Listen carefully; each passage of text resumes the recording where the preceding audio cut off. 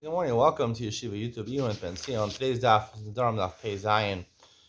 I want to talk today about something which is a Shas-wide concept. Talked a lot in Shas. Toki de Dibur, Kedibur Jama, the Gemara in Pei Zion, and Aleph brings up this idea over here. The reason it's introduced over here is because there's seemingly a stira from our Mishnah to a Brisa, and even within the Brisa itself. So when it comes to a Mishnah, the Mishnah says, right? He is Mayfair for a neder. He thinks his wife took it, and finds out his daughter took it.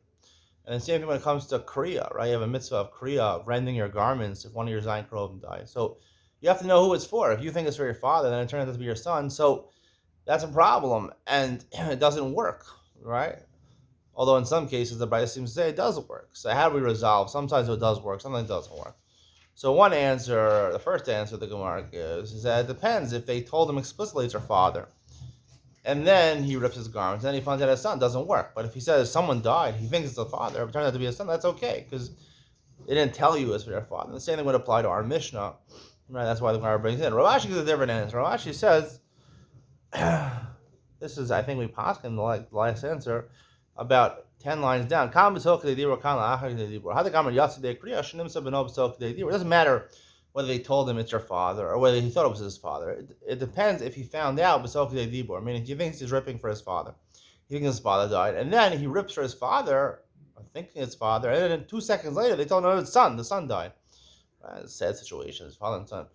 Father potentially dying, his son dying. It's a pretty sad situation. But, let's say a war or something like that. So, if he finds out with Toki Dibur, they tell him the truth, that's okay. Toki Dibur, the Gemara says in Baba Kama, Shalom Alecha Rebbe, Umori, according to my opinions, Umori. So it's about 2 or 3 seconds. You have a chance to retract what you do. Or, here it doesn't really mean retraction. If you find out that it's your son within Toki Dibur, it works for him. And the Gemara says the same thing. Also, if you think someone's about to die, and you do Kriya because you thought he died, and he hadn't really died when you did Kriya, and then he dies with Toki Dibur, the Kriya is effective. Now, Token Dibur normally we would assume like you make a business deal or something like that, a transaction, right? I make the deal, we make a handshake, we agree on a deal, and then within 2 or 3 seconds I recant on the deal. So you have Token Dibur to recant on the deal. Most halachas, right? When it comes to Nedarim, Token Dibur, Nedarim also. I make a neder and then I recant, saying I don't want that neder within 2 or 3 seconds. The neder is not effective because I could recant what I did. The Gemara says only 4 exceptions where you can't recant what you did within 2 or 3 seconds. Right when you did it, it's effective automatically. And the Gemara says at the end, right, Tokdibur is Kedibur. It's like in the middle of saying something, except for Magadif was Kachavim Makadish Magarish. When you curse Hashem or you worship Avodah Zarah, you say I'm worshiping this Avodah Zarah, or you curse Hashem. The words Makadish Magarish. You say Harem Mekudeshesli to a woman, or you Magarish, or you give her a get, right? And the get it says Harem Mekudeshesli, right? So once you give the get, once you give her the ring and say Arim Kadeshli, you can't take it back. You can't say Arim Kadeshli, no, I don't want it. You can't do that. It doesn't work. Why doesn't it work? But why doesn't it work by these 4 cases? In all other cases, it does work. And second question is, how does this work that, the person actually didn't die, you did Kriya, and then you find out, and then he died 2 seconds later, so your Kriya works. Kriya, presumably, right, it's an act of mourning when the person dies. How could it be effective before the person actually dies? Or, you think you're doing Kriya for your father, and then you find out it's your son. How does it work? I understand that I can retract what I said, but how does it work in the case of Kriya, right? Rending your garments before the person actually dies? So the answer is that really most halachas, like we talked about yesterday, most halachas are based on your mindset, right? There's always, 2 things when you do something in halacha. Usually there's an action, you do a physical action with your body, and then there's your mindset. So those 2 play an important role. So which one is the ikar? Which one is more important? Is it your action or is it your mindset? So the idea of Toki Dibur Kedibur Dami really basically means that the Torah, right, gives more importance and credence to your mindset than it does to your actions. Why? Because, again, like I've mentioned many times, in this world we don't control too much, right?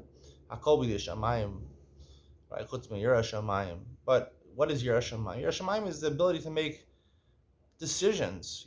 That's what our task is. The only thing we really control is our bachira chavshus, and that's making decisions in life. Our mindset is the only thing we can control. Andrew Tate says, a strong body is a strong mind. No, a strong mind is a strong mind because the only thing you really have control over, right? You can make a decision you want to go to the gym, but it could be the gym is locked. Or it could be that by the time you get to the gym, you'll be tired, or there'll be no treadmills over there, or there'll be no weights to lift. So it's not always in your control, right?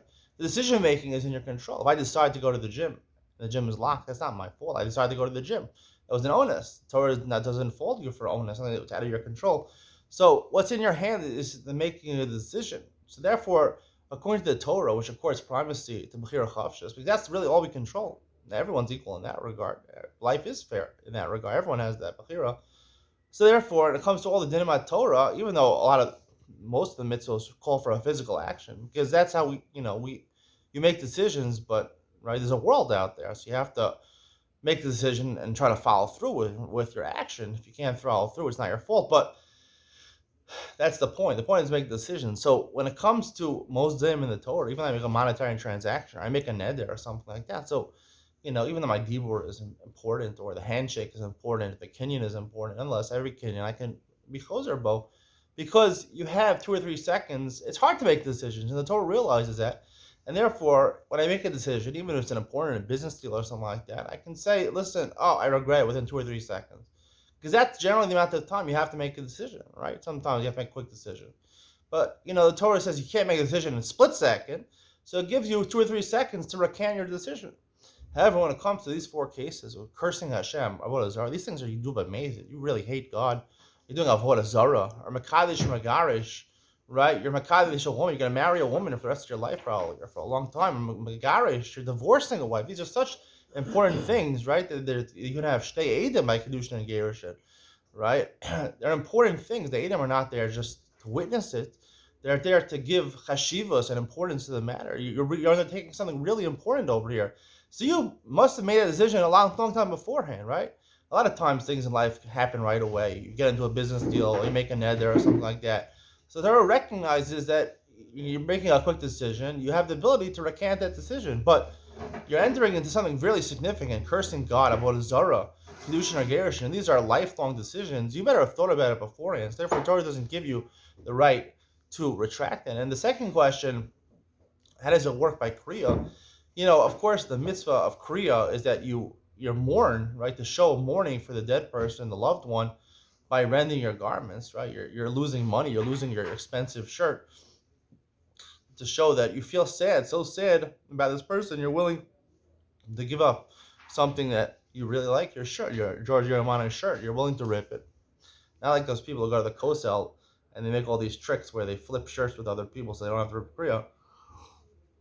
If you ever heard my story, when I first came to Eretz Yisrael, I thought about that. I only had 4 white shirts, and I purposely left on a clean white shirt that I did and ripped it when I saw the Beis HaMikdash, the Makom HaMikdash, first time, because I wanted to feel the sorrow. So even though the mitzvah of Kriya is a mitzvah in the Maisa of tearing your garments, but again, like all the other mitzvahs, it's really about your decision, about your mindset, right? By doing actions, it controls your mindset, your emotions, and your thoughts.